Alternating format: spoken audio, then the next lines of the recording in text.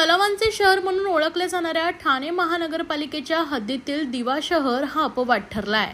दिवा शहरात दिवा स्टेशनच्या लगत तलाव असून हा तलाव रस्ता रुंदीकरणाच्या नावाखाली अर्ध्या बुजवण्यात आला आहे। त्यातच हा स्टेशन लगत तलाव असून तलावाच्या सुशोभीकरण करण्यासाठी करोडो रुपये महापालिकेने खर्च केले असे कागदोपत्री दिसत असलं तरी प्रत्यक्षात मात्र या तलावाची अवस्था एकदम बिकट आहे।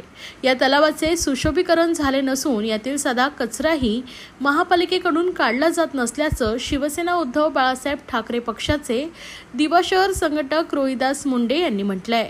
दिवा विभागातील 3 तलाव असून सर्व तलावांची अवस्था बिकट आहे।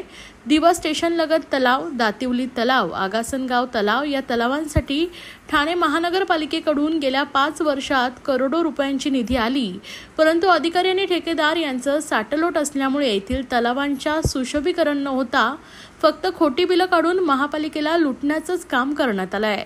तरी सदर तलावाच्या निधीची थर्ड पार्टी ऑडिट करून सदर ठेकेदार व संबंधित अधिकाऱ्यांवर कारवाई झाली पाहिजे, अशी मागणी शिवसेना उद्धव बाळासाहेब ठाकरे पक्षाचे दिवा शहर संघटक रोहिदास मुंडे यांनी केली आहे। ठाणे शहर हा तलावांचा शहर म्हणून ओळखला जातो, परंतु याला दिवा हा अपवाद आहे। दिवा शहर हा गेल्या 30 ते 35 वर्ष आम्ही ठाणे महानगरपालिकेत असून सुद्धा प्रत्येक गोष्टीत ठाणे महानगरपालिकेने दिव्यावरती अन्यायच केलेला आहे।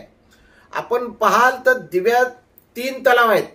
एक दिवा स्टेशनच्या जवळ साबेगाव तलाव आहे, दातिवली गावात तलाव आहे आणि आगासनगाव असे 3 तलाव हे दिवा शहरात येतात।